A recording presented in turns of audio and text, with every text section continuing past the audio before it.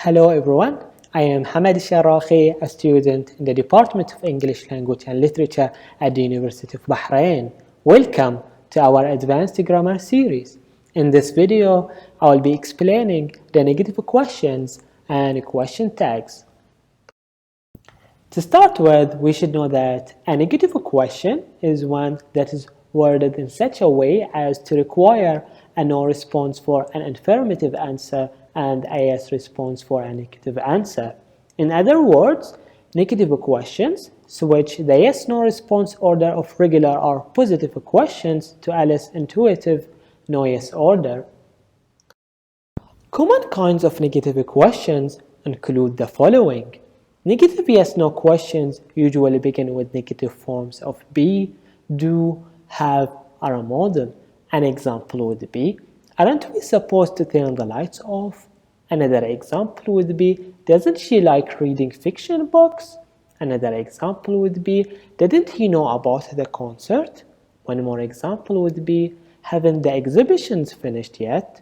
One last example would be, can't he do one good thing in his life?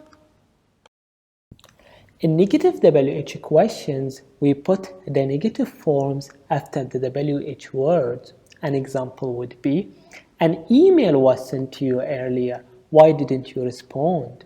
Another example would be, she has been on diet for ages, why hasn't she lost weight yet?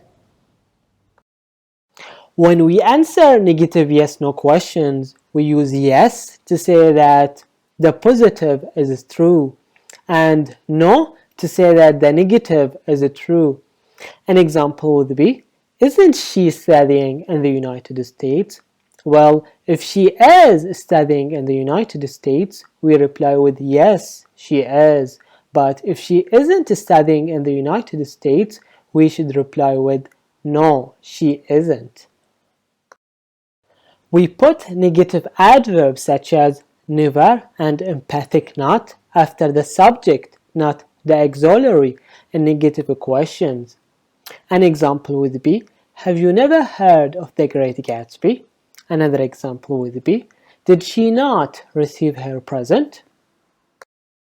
We can use negative yes-no questions to ask for confirmation or to express surprise. An example would be, haven't they finished their vacation yet? In the first sentence, we are not sure whether they have finished their vacation or not, so we are asking for confirmation. Another example would be, isn't she a pianist? In the second sentence, we are also not sure if she is a pianist, so we are also asking for confirmation. Another example would be, doesn't she know her parents at all? In the third sentence, we are surprised because the lady might not know her parents at all. Another example would be, haven't you ever been in love before? In the last example, we are surprised because the person might not have been in love before, which is very weird. Questions beginning with why don't you or why not are used for offers or suggestions. An example would be, you look really sick. Why don't you go to see a doctor?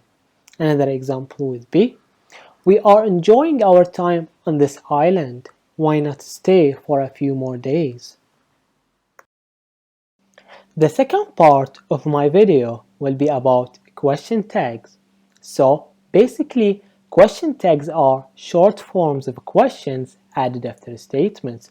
In other words, a question tag is a very short clause at the end of a statement which changes the statement into a question.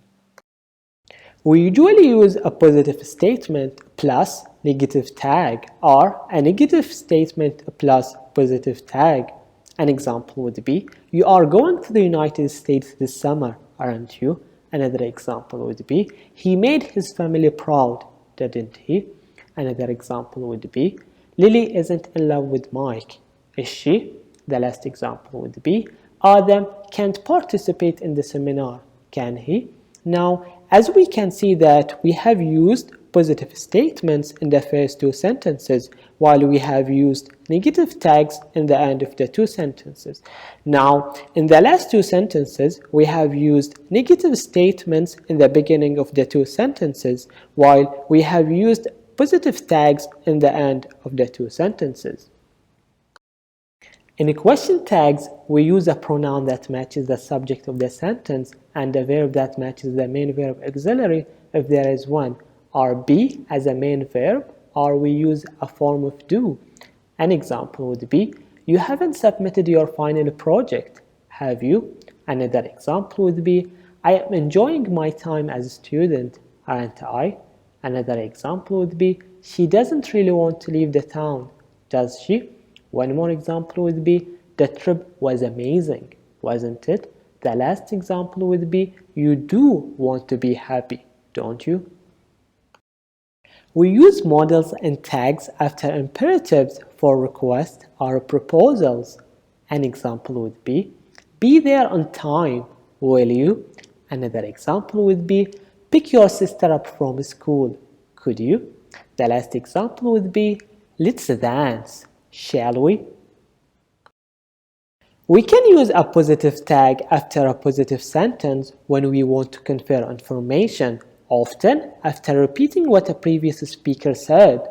A negative tag after a negative sentence is very rare.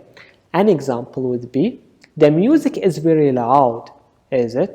Another example would be, so he is planning to do his PhD next year, is he? In the end, I would like to thank you for watching my short video about negative questions and tag questions. I hope you guys have enjoyed it. Also, I would like to thank Dr. Lamia Al-Kohaji for her assistance in making this video, and honestly, without her help, my video wouldn't have been as good as it is. In addition, I would like to thank myself for being such a hardworking human being and making this informative video. Thanks for watching again, and until next time, peace out.